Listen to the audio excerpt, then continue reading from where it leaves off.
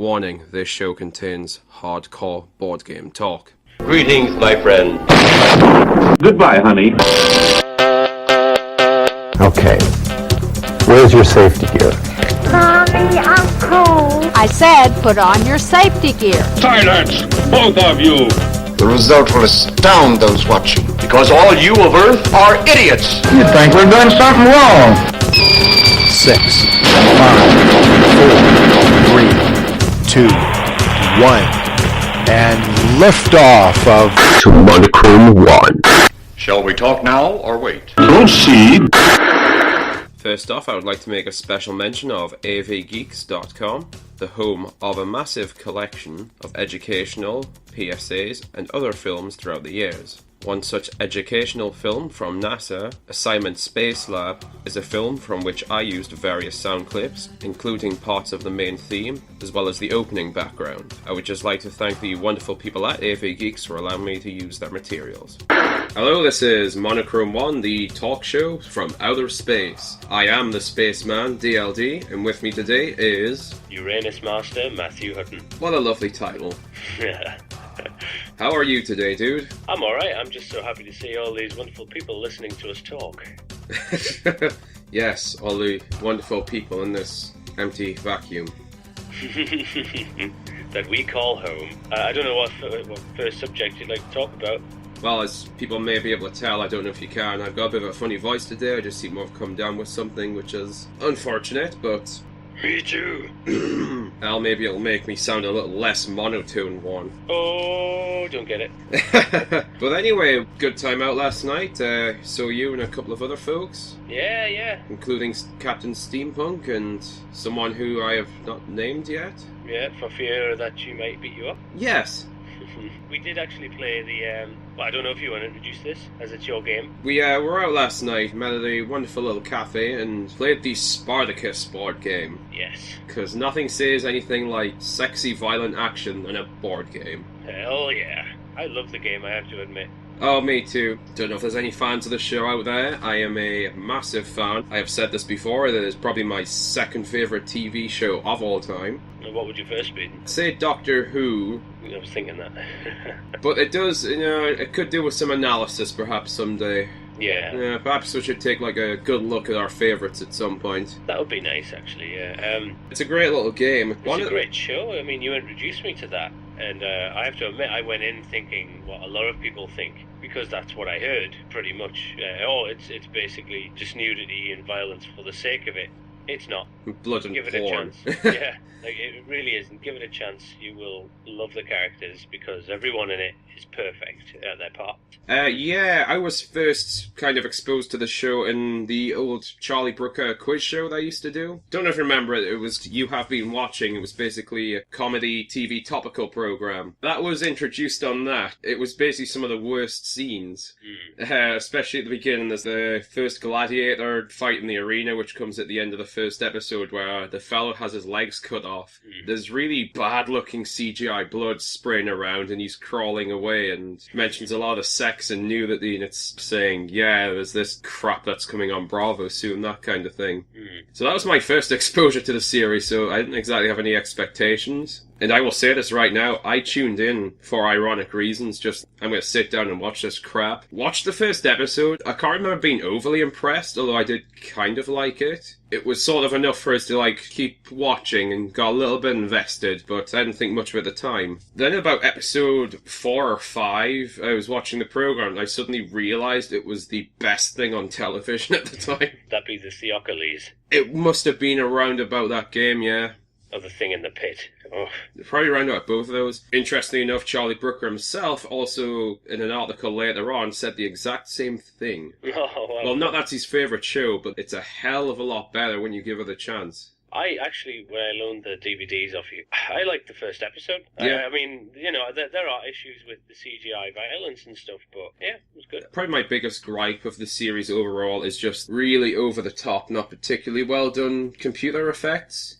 Yeah. But to be fair, they're at their worst in the first episode. As the series goes on, it just gets better and better, to the point where the last season, War of the Damned, looks like a movie. Oh, it really does as well. Like you said, they were sets, weren't they? And it looked like they were in forests and all sorts. Everything was pretty much a set in that show, but they had really good-looking exteriors. Plus, they started using a lot more practical effects. They always did use some practicals, but they started using them more as time went on, and they would reduce some of the CGI, and the stuff they would use, obviously, to make ancient landscapes. They would put like more effort into it, and it would look a lot better as the series went on. Yeah. I think as soon as they started fighting in the arena, it got a lot better. Yeah. Because there was a lot of, I mean, you needed it, like contextual stuff as well. But we were on about the game, though. I mean, you don't even need to watch the series to like the game. No, that's the thing. The game is called Spartacus, A Game of Blood and Treachery. You've got your arena board. Each player picks a certain card. The idea of the game is to buy and sell resources, do dirty deeds, backstab other players, all in an effort to gain ultimate influence and be on top. It is a really good mirror to the show, but you can enjoy it without having seen it.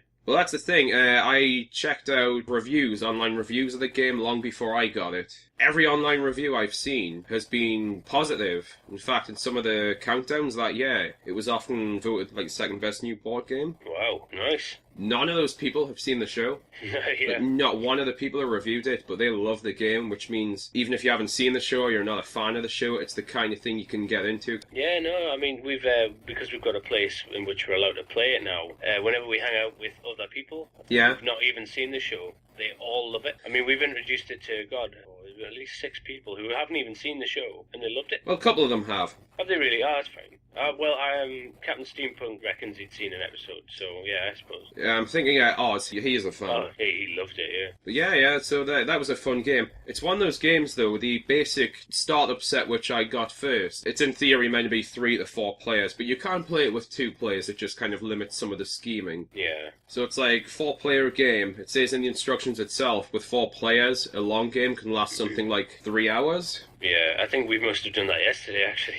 Yeah, but with the first expansion pack, which was the Serpent and the Wolf, it adds 2 more players to it. And with the upcoming expansion pack, the Shadow of the Death, it adds another player. So in theory, you could have a long game of 7 players, which should last, I don't know, 4 hours perhaps? That would take a while. I noticed yesterday it took us quite a while just to get any influence at all. Once the ball starts rolling, though, you get there. From the bottom stats, it does take a little while to build up. It does make scheming more interesting, though. Yeah, because you can't actually... I mean, if you've played the game, you know what I'm on about. If you haven't, then, whatever. Well, essentially, to boil it down, you need a certain amount of points to play certain cards. Yeah. You can collaborate with other players in order to do that. Yeah. Later on in the game, when all the players are at higher level, it's not as important, but early on especially, that can be quite an interesting thing on the dynamics. I mean, that's become quite a popular thing lately as well, hasn't it? Board games. A lot of people have talked about the Firefly board game. They've praised that quite a bit. Yeah, I've not played that. I've not played it, but I didn't know this until I looked at the box. It's by Gale Force 9, who are the same publishers as the Spartacus game. Oh, right. Sounds interesting. This isn't a board game episode. It's just saying what we were doing last night. Yeah, I mean, after playing the board games, went to a little pool bar and had a few rounds of poker, which was quite cool. Yeah, that was fun. Did your lady friend get it in the air? Oh, yeah, no, she totally understood. That's cool. It took me a little while, to get the basic Texas Hold'em rules, but... She's a gamer, though, so she figures out games really quickly, I think. Oh, had myself a few shots of rum as well, which I'm not a big drinker, but occasionally I do drink. I have a kind of fondness for rum, so it was nice to have a bit of a drink. I love rum, but that's the one way to get me drunk. Very, very easily. I had about 3 shots worth, I think. It wasn't too much. But I'm almost certain that helped give me my good sleep I had. Oh. I've had problems sleeping all week. I've just not been doing it very well, and I've been a bit restless. But last night, after coming in from the night out, that was it. I was just flat out. No, we went to another bar after you and Captain Steampunk left, and we got possibly the worst whiskey I've ever tasted in my life, and I ended up having to drink hers as well. But yeah, I was drunk while I was watching the new episode of Doctor Who, and I'm like, why is he doing that? Did he just teleport? No, you just looked away, you frickin' idiot. Well, I just watched Doctor Who this morning. The episode was entitled The Caretaker. I think that's the most recent one. I don't know about you, but again, I liked it. No, I didn't like it. No? No, I'm not a fan of the whole lovey... it just felt like... there was a love story going on, and oh, by the way, it's a sci-fi. Here's a robot. There was no purpose for the creature, though. No, I guess it's just sort of a thematic device in a way. Yeah. To go back to last week, a bit like Jack and Rose in a sense, they're pretty much just a device to introduce people to Titanic. Oh, yeah. That's enough Titanic talk, though. Capaldi himself was incredibly good in it. Capaldi is the best thing I took from the episode. He was just spot on. Yeah. Like, his comedic time and the way he was acting, I thought all that was just brilliant, and I laughed out loud in a few spots. Yeah, no, he's good, but I can't, nah. I'm losing Jenna Coleman as well. She was better with Smith. Well, I think the show's losing her soon as well, because she's leaving. Yeah, well, so I've heard. I was going to bring this up last week, but I didn't. The new opening for the show. I didn't like it when I first saw it. It doesn't bother me too much now, but do you know what it reminds me of? What's that? Some of the old Doctor Who novelizations, the ones released during the years it wasn't on, the new stories. Oh, yeah. You know, you had some with like Pack Troughton, where you had basically stories with all the Doctors. Some of the book covers, kind of the way they were put together, like computer graphics, and had imagery like broken clocks and things. Yeah. Kind of reminds me of the opening of the new show. Yeah, that's pretty cool. No, I think they've changed the music slightly since the very first episode, haven't they? Might have, because I saw the first episode, I saw the second, but then I didn't see the two in between. I don't know, it might just be me. Because I was watching it not long ago, and the theme wasn't that irritating to me anymore, so I'm thinking, have they changed it? Maybe I'm just warming to it, that's all. Yeah, things can grow on you. Like I said, I wasn't too big on the title sequence. I don't think it's great, but it doesn't bother me. Nah. I also wanted to say this, though, about the show. I know it's done this since it came back, essentially, but they have previews for the next episode on the end. They're really spoilerific. I can't actually remember the preview for the next episode, but it looks better than this one. I can just kind of... Oh, come to think about that, I said it was spoilerific. Now I can't remember what the preview was. Yeah. I remember last week, like, what it had in store for the episode we've just watched. Pretty much point by point knew what to expect, and yeah, it was pretty much the way it was. I really don't care about the romance between the assistant and her boyfriend. Yeah. It doesn't, I couldn't give two craps. And that was a whole episode about it, so... Oh wait, this is one thing about the Doctor I am going to get at. What's his deal with soldiers? I don't know. I mean, apparently he was a soldier. Yeah, not only apparently was he a soldier, I guess it's a Time War thing and a non-violent thing, again, on that. But the Doctor used to work with UNIT. Yeah. A military organisation. I mean, he didn't love them, but, you know, he didn't hate them either. I think that's a little element they're going a little overboard with. Yeah, it's because this guy was a soldier. And there was something in that Dalek episode I remember as well, talking about soldiers and... Yeah, I thought it was okay, but I'll admit Capaldi was pretty much the best part of it. Yeah, yeah. I love Capaldi's Doctor, though. Yeah, it's nicer to have an older guy. Older guy, but he has sort of the same youthful energy as, like, Smith. Yeah, he's doing well for how old he is as well, though. And someone else was pointing this out online, and I kind of see it. Remind me a bit of Pertwee. Yeah? I don't know if it's just the look, but it's kind of like the old face, but again, with the energy of a younger person. Yeah. Like, that's how Pertwee was. He saw, like, the role as a man of action, even though, you know, he had, like, white, grey, silver hair and a well-worn face, that kind of thing. Yeah. Yeah, no, I am liking the series as a whole. Couldn't care less about the whole heaven bit, mind you. I've not seen it, so I can't judge. I just have a feeling that when that big reveal comes towards the end of the season, it's just going to be something really stupid. They keep adding these running stories throughout, and I don't care. I really don't. Nah. We said this previously. The old show would sometimes do that. Yeah. You had, like, Key to Time season-long R. Which was a bit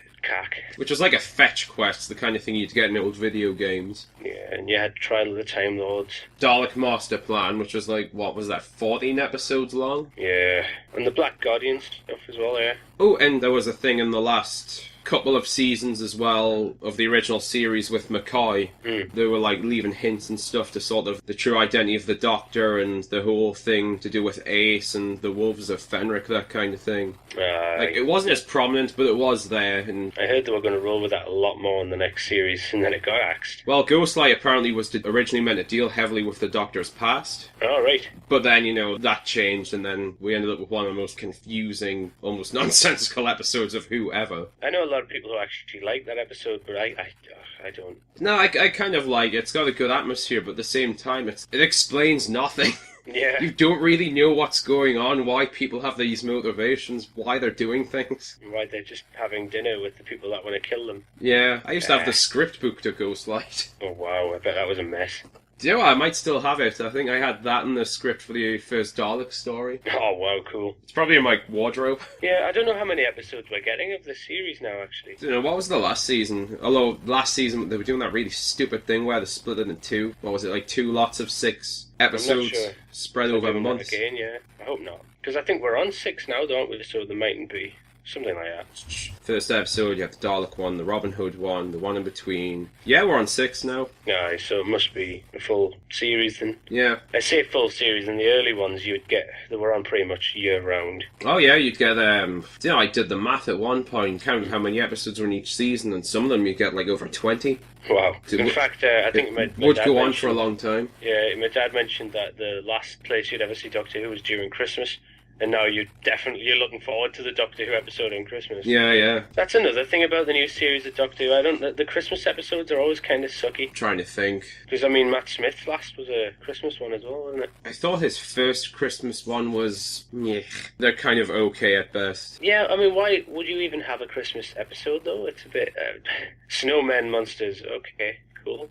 I didn't even Don't get see that. I knew it was about the Great Intelligence, though. Yeah, it just seems really laboured, like, right, we've got this villain, Christmas element for no reason. Okay. To be fair, it probably makes more sense that the Great Intelligence is using snowmen and things other than Yeti. Yeah. I like the story for Web of Fear, the second one. But why bother, like, making more Yeti robots to patrol the London Underground? We know they're not Yeti. I know. It serves no purpose. Fair enough in the first story it did. Yeah, because there's a great reveal at the end, yeah. Yeah. Oh, I finally got to see that, the second one with... Oh, right. I haven't yet, apart from the one episode that was on the original Lost in Time box set. Oh, it's really good, like... I've read the Target novelizations, though. I have for most of the stories I've not physically seen. Or I've got some of the audios as well. I think we mentioned last time, though, the audio to Evil of the Dark is just fucking awesome. It's great, yeah. Well, they had the audio for the rest of the Crusade, and Tomb of the Cybermen was on the Lost in Time box set. Yeah. Not Tomb of the Cybermen, it was Moonbase, is it?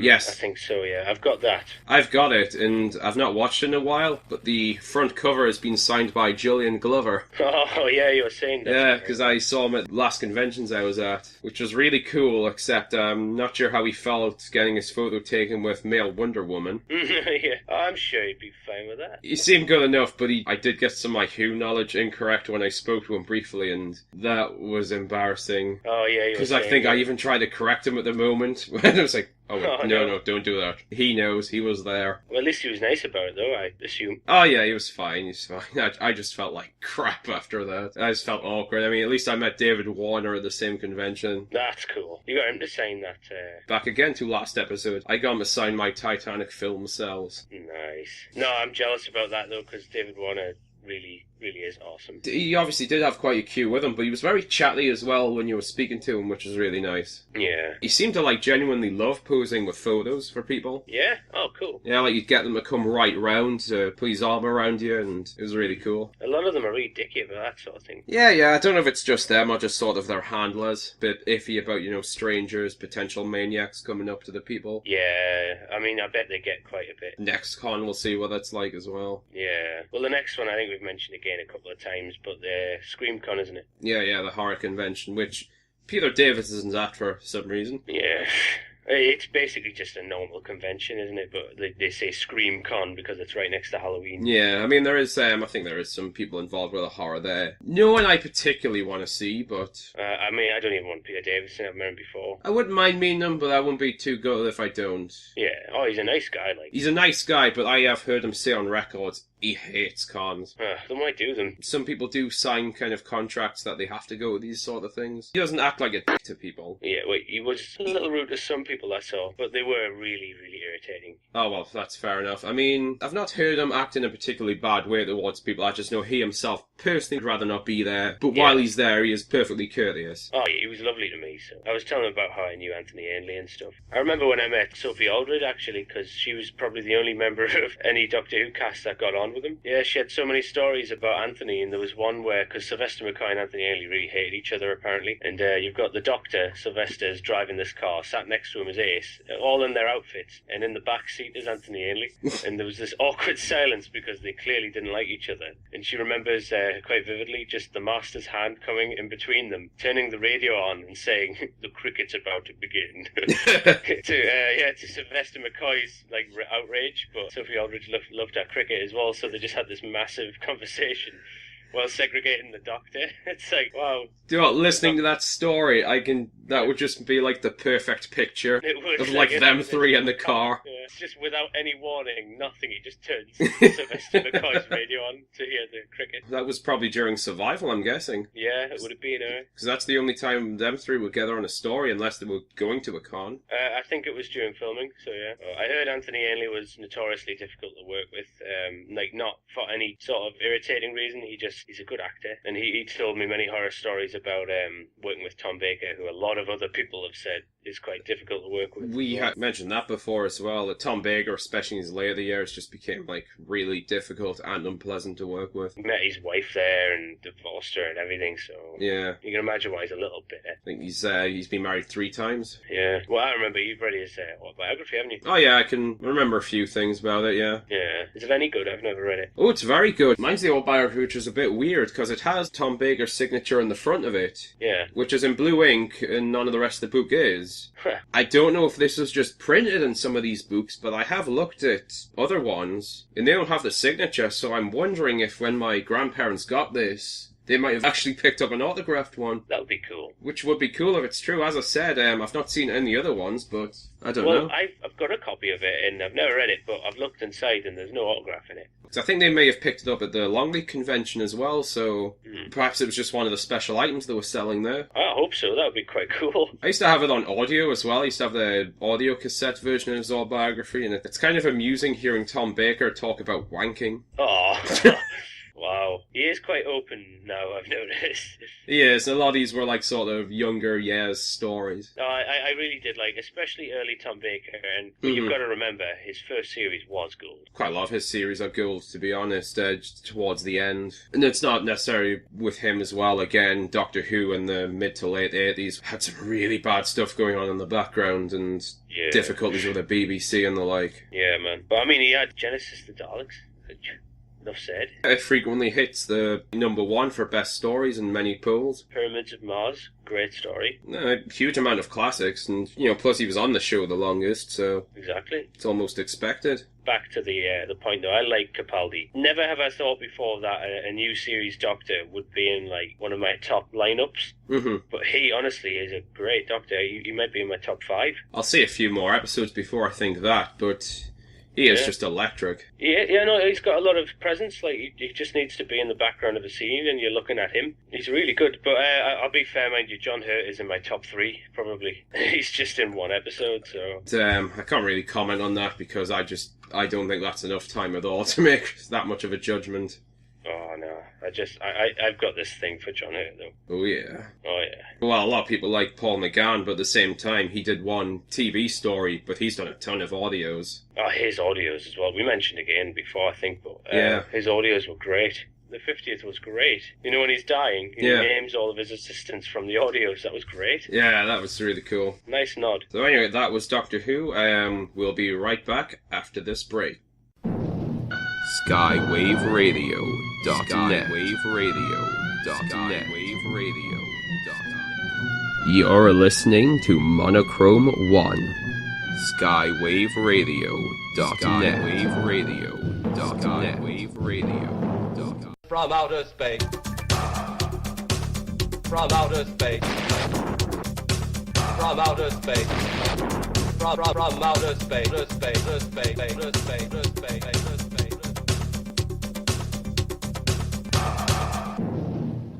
We're back. We teleported. It's impressive. Another Mystery Science Theater reference you probably won't understand. And if you do, well done. So, I've recently had another visit from the rocket ship containing the mail. Oh, another one. Wow. I have been on eBay a few times. I'm ordering a few things. Some stuff for Halloween and, just other little bits and pieces I kind of want. Ordered the Ghost in the Shell standalone complex second GIG, which is the second season of the anime. Oh, right. Again, I've only ever seen the movie. I do like the film, especially visually it's quite good. Oh, it's got, the animation and everything is really nice, but I think I got a lot of hype before I saw it, and it really let me down. No, that's true. It's probably one of the most hyped films of all time. Again, that's quite frequently in top 10 lists. Yeah, and like your Bubblegum Crisis as well. I was sick of hearing about that, and when I saw it, I was so bored. Yeah, I've not seen that yet. I like the film. I love the series. Yeah, you've mentioned the series being much better. It doesn't exactly follow the film. I mean, it's got the same characters and it's set in the same kind of world. It's more on the lines of a sci-fi cop show, though. Oh, right, cool. There are overarching stories that do happen, like in the second season, the last 6 episodes is basically a climax. Climax?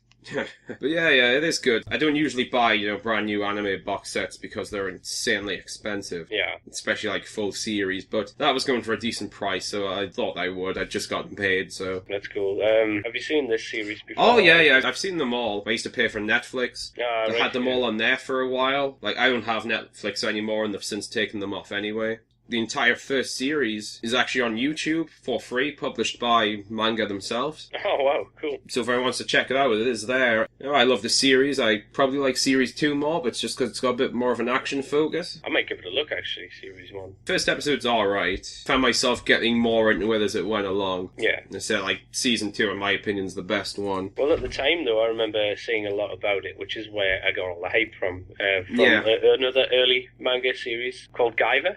Oh, Guyver, yeah. Yeah, you've seen that, haven't you? I've seen bits of it, and yeah. I'm not massively knowledgeable. I don't know what bits of what version I've seen. Yeah, because they kind of recently redid the cartoon series, the 90s version. Yeah. Way better, yeah. And I know there's been a few iterations as well. Oh, 2 not Hollywood, but American-made movies as well. Yeah, Mark Hamill was in one, if I remember. Yeah, the box on the first one, it's split face, Mark Hamill. And the Guyver mask, so you'd think, okay, Mark Hamill is Guyver. No, nope. He's the detective that follows him. Who gets turned into a bug thing. Yeah, and then just dead at the end, that's it. As I'm saying, at eBay, got a few purchases. I ordered my copy of Tenchu 3 again. Yeah. Tenchu Wrath of Heaven, because I seem to have lost mine. No idea where it is, I just have an empty box, and I've looked in other boxes, I can't find it. So I just ordered another one for, cheap. Yeah, cheap. Cheap. For those of you who might not know, it's a series of ninja stealth games, and I like it. Well, that's another one you introduced me to, which was really good. It's not the best series ever, but it's one of those titles which is entertaining enough to play. You can have a great fun with it for a few hours, and you can replay... Where'd you go? I see you. Ninja! No, I remember at the time when you were describing it to me, I was playing another stealth game like that. A much darker one. Yeah, I think you know where I'm going with this Manhunt. But I really like that game. I'll be honest though, Tenchu was more replayable. It's kind of like a lighter version of Manhunt. It's not as dark. Yeah, definitely. Tenchu has this really neat thing that I know some games do, but not all. Is you can choose different layouts for the levels. Not everyone will be in the same place as they were before. Oh, when you pick different characters, isn't it? Well, not even when you pick different characters. Often when you go on a level, it'll be 3 sort of different settings and layouts. Oh, that's right. I haven't played it in a while. Part 2, though, haven't I? The one you've got, the same one as I'm getting again, Wrath of Heaven, which is the 3rd game. Oh, right. The first 2 are on PlayStation 1, but we're going to talk more PlayStation 1 in general next week. Yeah, I have to admit, I do like the graveyard level in that Tenchu. When it comes to Halloween, I'm going to maybe play the scary levels on certain games, as well as some of the horror titles, like probably Silent Hill again. Yeah. Yeah, I'm putting the cemetery level on as well, because that's really cool. You fight sort of zombie samurai and you floating can't kill heads. them. Aye. But you can eventually. So I've got a couple of things coming from eBay. One of the things that have just arrived though in the last week is it's a second copy of a game I already own, my Tomb Raider 2. Oh, right, cool. My first disc of Tomb Raider 2 has gotten a little damaged. Yeah. I like collecting my old games, so I figured I'd get a new copy. Again, it was going quite cheap. It was disc only, which is all I need because I already have the box. Yeah. But that got me thinking about Tomb Raider again. Well, that's the only one I don't have. Yeah? Yeah, I mean, I played it. I've played it through to the end, but it's the only one I don't have. I mean, people who are only kind of started playing games in the last couple of years, obviously they'll know there was a Tomb Raider series. Yeah. That was the most recent one last year, and we've got like another one coming up soon. The Rise of the Tomb Raider. Oh, cool. Is it another prequel? It's a sequel to the first of the new Tomb Raiders. It's a sequel to last year's. Yeah. It's been announced in E3 in June 2014. I'm getting a lot of this information off Stellar's Tomb Raider site. TombRaiders.net, I should say. Great little site. She's really cool to talk to. I've had some interactions with her before and loves Tomb Raider. I love Tomb Raider, so it's a really cool site. You should go and check it out. That's TombRaiders.net. But yeah, we've got a new one coming up. Just been thinking about the history of the series because people now probably won't know how much of a massive thing that was back in 1996. Yeah, I remember when it first came out. I'm old. Oh, I'm old too. Yeah, 1996. And that was the first one. Yeah, that was the first one. It released on Sega Saturn, MS-DOS, Windows, and the PlayStation before, like, later on being ported over to other consoles. I'm not kidding you. I actually remember playing the, when you'd get demo discs. Mm-hmm. I remember playing that to Tomb Raider. I don't remember it. A lot of times when I was a kid, I didn't have the games myself or the consoles. But my first exposure was watching family or other people playing it and then me having a go as well. Yeah. That's one of the biggies. That's one of the ones that really sort of sticks in my mind. And, you know, it's strange to think how much of a big thing that was back then because it was a good platformer. The graphics at the time were pretty cutting edge. Yeah. I mean, try watching them now. Yeah, I know. She doesn't open her mouth, she just sort of nods as she talks. Yeah, she sort of nods, her hair's completely sort of static and stuck on, and we'll talk about her boobs. Why would you do that? They're kind of Why like would you talk about her wonderful triangles? her prisms that are stapled to her chest.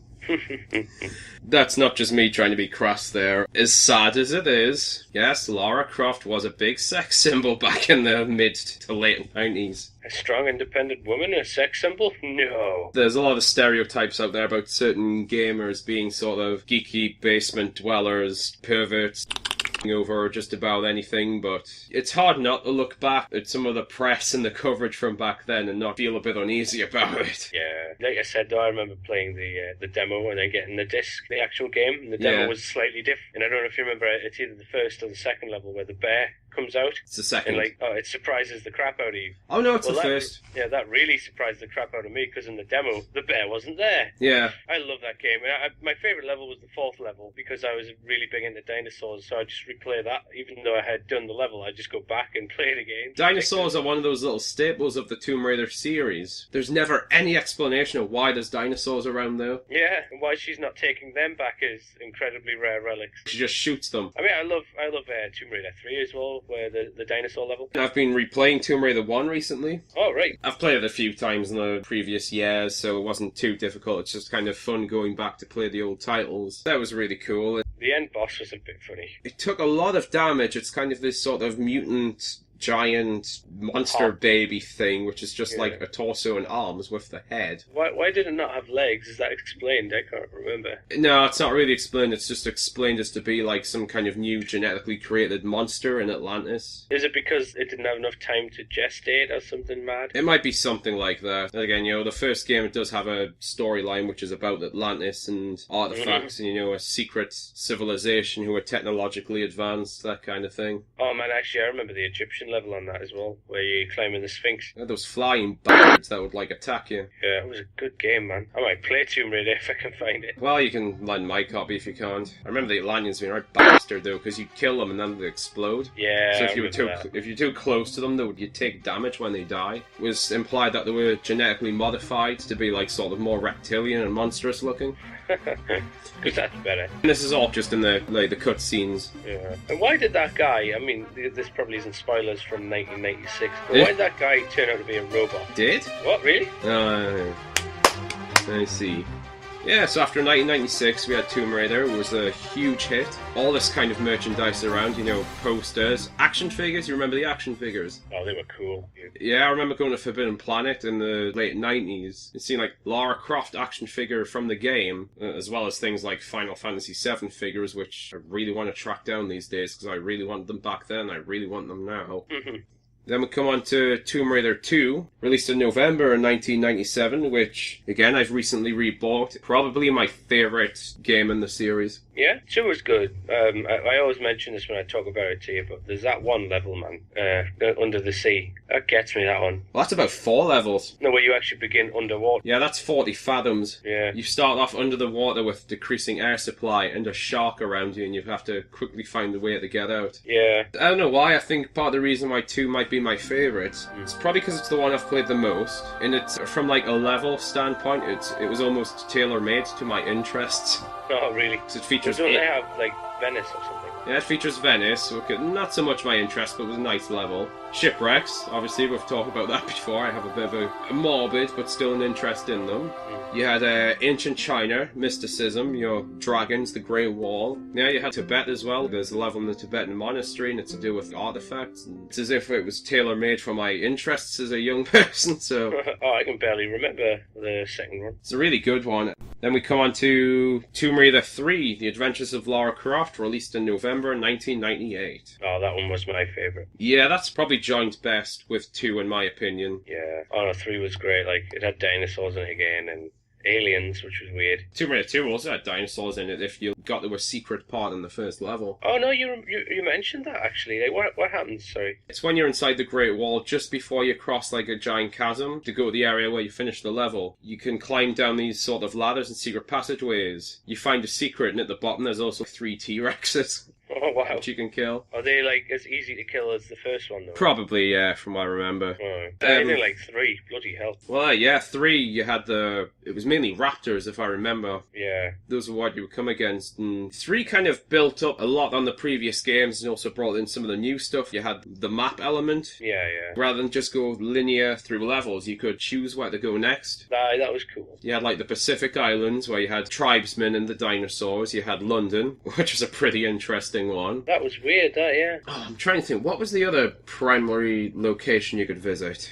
Oh, Nevada Desert. Nevada Desert, yeah, that was the other one, because, like all the games, it's pretty much a hunt the artifact kind of quest. It was cool in the Nevada one, because you got aliens and stuff as well. You go into Area 51, and you go into an operating theatre where there's one which has been dissected on a table. That's so weird. The items in a UFO, for some reason, that you have to get, which is dimensionally transcendental. Yeah, I was going to say, it's much bigger on the inside. There's a tank with killer whales in it for some reason. Oh, that was weird, yeah. Again, it's almost as if that was tailor-made for my interests, me being a big UFO and conspiracy freak when I was younger. Like, that was really cool. I remember that was the one that introduced the crawl. Oh, yeah, yeah. You could crouch the first time, and again... Oh, yeah. Pervert's paradise, if you were the kind of guy who does that in games. Well, you know, in the first game, even, you could have her doing a handstand for absolutely no reason. And purposely run into walls. No. And breaking her neck sound effect. Oh, yeah. That was really cool. I think that was probably about the time I was playing them more, was around about 3. Right. Next year again, November 1999, Tomb Raider The Last Revelation. Wow, they're making them quick. Yeah, they seem to be, I think they were coming out every year originally, but this one's pretty close to my favourite too. And again, it's probably just to do more with my interests being ancient Egypt, because unlike the other games where you did a lot of globe-trotting, looking for different items, yeah, this one was exclusively set in Egypt, bar like the training levels at the beginning. Oh, right, yeah, I haven't played this one in a while. I do have it somewhere. I think I last played it maybe just last year. I was using a Stellar Sight for that as well, because there was a few things I was lost on, so... just to get back to 3, the end villain on that. Bloody hell. And the spider monster, which kills you with a hit. One hit, yeah. Oh, it's hard. What's great though is the cavern you were in at that boss fight as well was surrounded with lava. So I remember killing the boss, then just making a slight misstep and then dying anyway. Having to fight him again. Yeah. What I did was I killed him finally, climbed up the thing, and then was surprised to see that he wasn't the last thing you had to kill. Yeah. So I had no health and dodging these guys with guns and flamethrowers. Another hallmark of Tomb Raider back then was the unlimited bullets when you had your pistols. Oh, I like that. Have they kept that for the later ones, you know? I don't know, because I didn't play the most recent one. I've played some later ones. Do you remember much of Last Revelation? Very vaguely. I remember sort of skeleton warriors and stuff. So it was set mainly in Egypt, dealing with Egyptian culture and even some of the Greek culture, because obviously they were involved quite deeply in Egypt as well with Alexander the Great. Mm-hmm. Yeah, the skeleton warriors, they were quite funny because I think Last Revelation as well introduced the aiming function. There were certain weapons, like I think the rifle and the crossbow, where you could actually aim to fire rather than aim automatically. And if you'd shoot the skeleton warriors in the head with an arrow, you'd knock the head off. But you wouldn't actually kill the warriors, so they'd just be running around aimlessly. Could you actually kill the skeleton warriors? You could blow them up and like shoot them a bit. But as I said, if you just shot off their head, they won't attack you from then on. They'll just run around till they either crash into a wall or like walk off a cliff or something. Very nice. But, spoilers, in the end of that game, it's presented that Lara Croft dies. I remember the end, she's sort of trapped. Yeah, in the collapsing pyramid. Yeah, so they really wanted that to be the last game. Yes, but 1 year later, November 2000, we have Tomb Raider Chronicles. Oh, actually, no, I don't have that one. Which I haven't quite completed it. I always seem to get stuck on one of the last levels. But Laura, for at least most of the game, doesn't necessarily come back from the dead. She's talked about in the framing device is people have collected together for a memorial in the talk around past tense. So basically the levels in the game are essentially flashbacks. Oh, wow. Talking about Halloween levels, like good scary levels, there's a great one in Chronicles where I think she's meant to be 15 or 16 in a haunted place off the coast of Ireland. Oh, cool. Where it's really spooky, you're taunted by a demon hanging from a tree. Oh, wow. And there's these little unkillable imps walking around, and you have no weapons. So that's a pretty cool one, and, it's to do with, like, demonology and spirit. Oh, that one's more about the occult, is it? Well, just those two levels, as I said, they're all flashback, and they're all about something different. Because there's a bit which is, it's set underwater again, to do with a U-boat wreck. And you're on like a Soviet submarine. There's another level where you're in like a high-rise building trying to get an artifact. This is the bit where I always get stuck on. Like I've not went beyond that, but from what I know, it is pretty much the last couple of levels of the game. So you don't know what like the end boss is? I don't even know if there is an end boss, to be honest. Again, I would read into this, but I don't want to spoil it myself. Yeah. I think maybe there's revealed at the end she's back to life. Oh well, she was survived. I don't know. But that leads on to our next title. 3 years later, June 2003, we get Tomb Raider: The Angel of Darkness, which was released on the PS2, Windows, later on other things as well. I've not played this one. I have a little bit, I think. You see, my mother's a huge Tomb Raider fan, so I kind of just watch her play them. Get the experience through osmosis. Yeah, and I'll be honest, this one wasn't all that good. No, that's the thing. I've not played the game, but I do know it has a reputation. It's looked down upon not very fondly by a lot of people.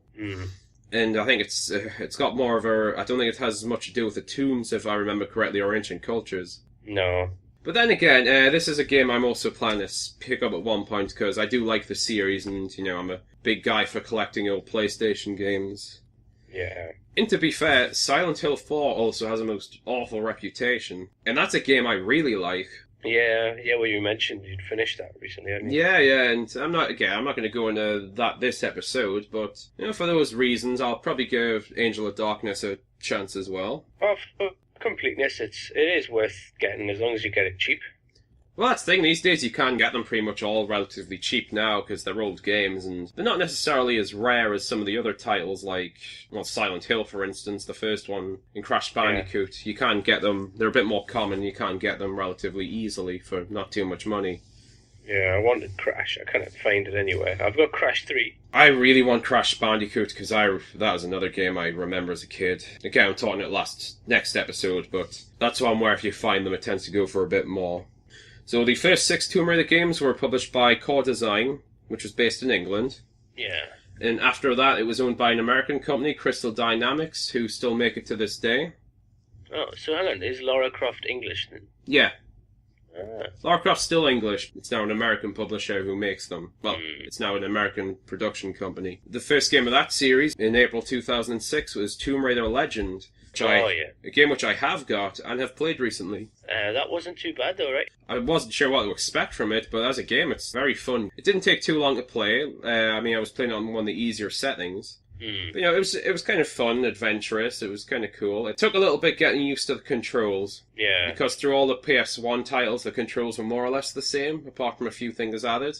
Yeah. This one, it was a bit of a switch around, so it took a little getting used to, but no, it was still good. Talk about creepy fan service again, though. Oh, yeah. This is the game where I noticed very obvious jiggle mechanics in the character herself. Yeah. There's a few video sequences where, a much more smoothed out looking Lara would have been a later game. It's bits where there's base obvious jiggling sort of going on during certain motions, and the fact one of the extras in the game is you can dress her up in different costumes. It's like different levels of revealing. Oh, the cocktail dress and stuff. The torn cocktail dress, and one of the things you can unlock, which I unlocked playing it last time, is Gothic Lara. Oh, no. Where she's like white with dark hair, but very revealing kind of setup. Bloody hell. And I noticed, because you've got to crouch quite a lot in this. Yes. They don't move like that when you're crouching, okay? Oh, damn it. Again, I just find that more amusing than anything else. Yeah. At least it's more relatable than fawning over PS1 Lara. Yeah, I suppose, yeah. At least it's more proportional and real looking. Except gravity doesn't seem to work on her chest. Yeah. The year after that was Tomb Raider Anniversary, which is effectively a remake of the first Tomb Raider. I've only played this a little bit. I know you've played this one. Yeah, it was okay.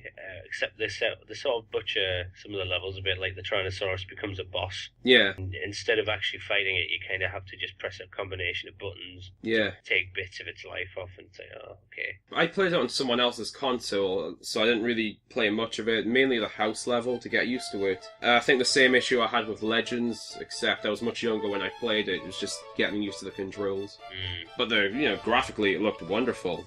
It was one of the better ones for its graphics, like. And after that, there was Tomb Raider Underworld, which I actually remember advertised at the time. That was a PlayStation 3 title. Yeah, I've not played any of them ones. Later on, released for PlayStation 2 as well. So I might pick it up at some point. You're probably better off getting it for PlayStation 3 if you eventually get one. Yeah, and I mean, I'm thinking about it, but at least for the near future, I'll probably still be playing my PS2 or a PS2, because I might have to get a replacement for mine soon, because it acts up a little bit, especially when you're playing DVDs. Oh. There were some other games released, Beneath the Ashes and Lara's Shadow. I think they were just bonus levels for Underworld, so they weren't really complete games themselves. I don't have an Xbox 360, so I never played them. Yeah.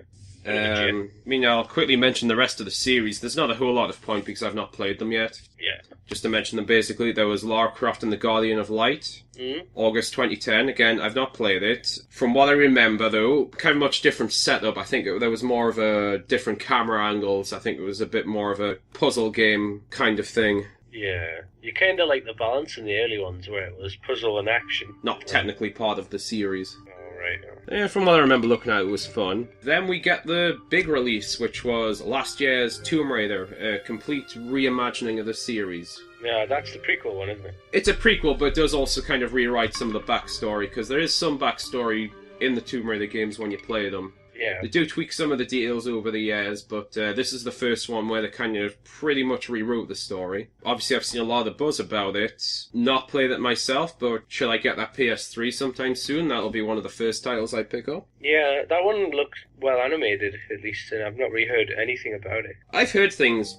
I've not really heard anything bad about it. Like, the most negative review I heard, it was kind of... someone was saying it was okay. Other people, though, have said it was really good. I heard it was a bit short. Yeah, it seems to involve some of the elements I remember playing in Legends, where there's like quick time events.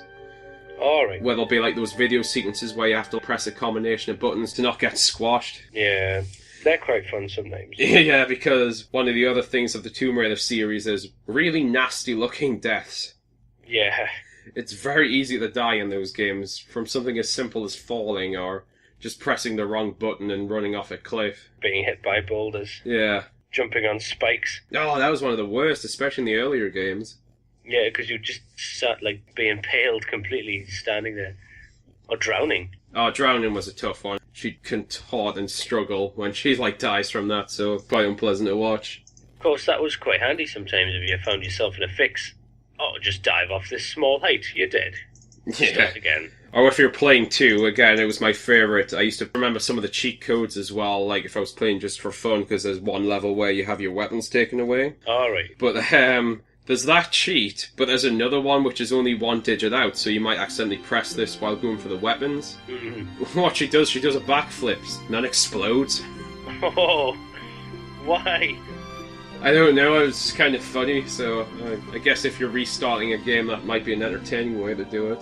You could use it to kill somebody and have to restart and fight them again. Yeah, but I think I remember those button combinations as well, just because 2 is my favourite, and it's probably the one I've played the most. I actually remember the cheats to Grand Theft Auto by heart.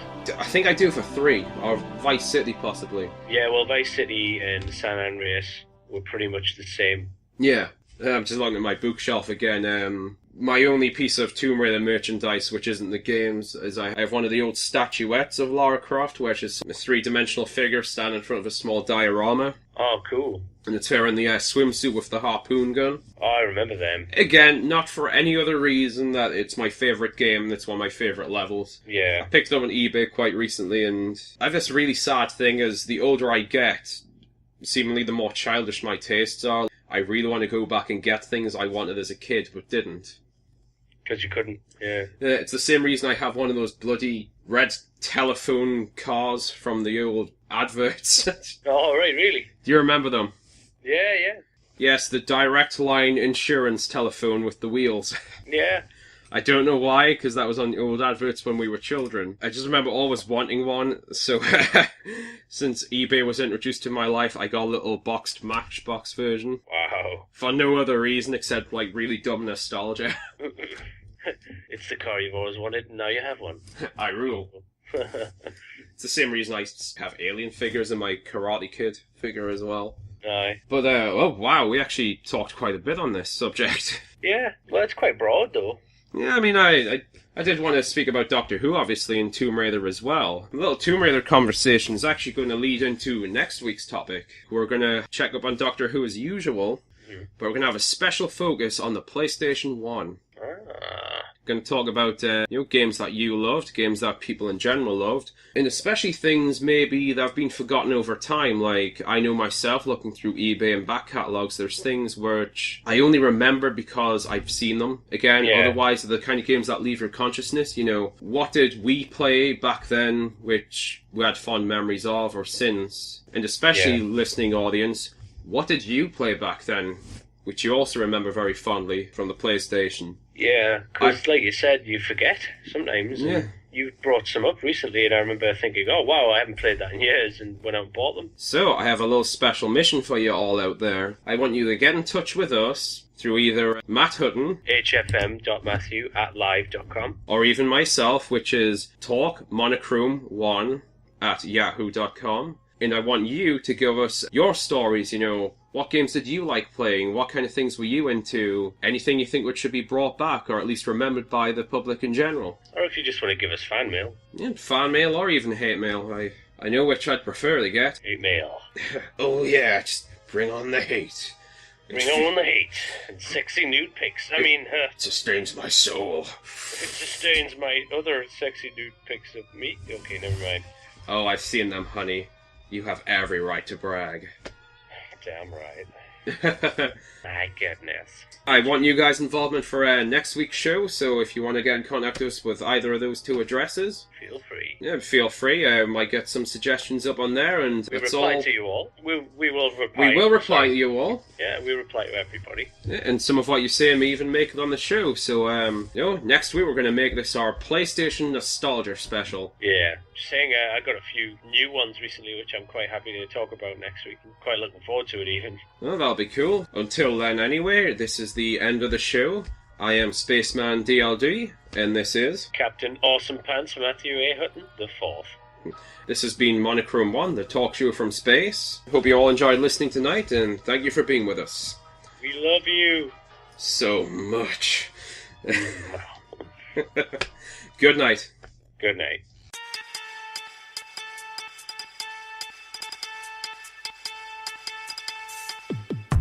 Tomb Raider 1996. Music composed by Nathan McCree. Sound effects by Martin Iveson. Copyright Court Design Limited and Eidos Interactive Limited, 1996. Tomb Raider 2. Music and sound composed by Nathan McCree with remix by Matt Kemp. Tomb Raider 2, copyright 1997, Core Design Limited, and Eidos Interactive Limited.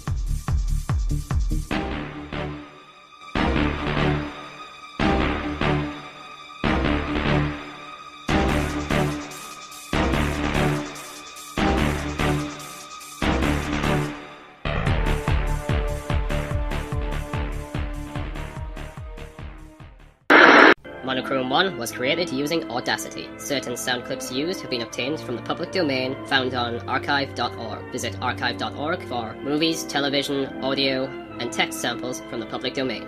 Matt Hutton can be found on The Asylum on Sunday evenings, 9 to 10 p.m. on skywaveradio.net. Go to skywaveradio.net to hear the new generation of internet radio. The Monochrome-1 archives can be found on monochrome-1.podomatic.com. Contact the show on talkmonochrome1@yahoo.com. All of us at Monochrome-1 would like to thank you all for listening. Good night.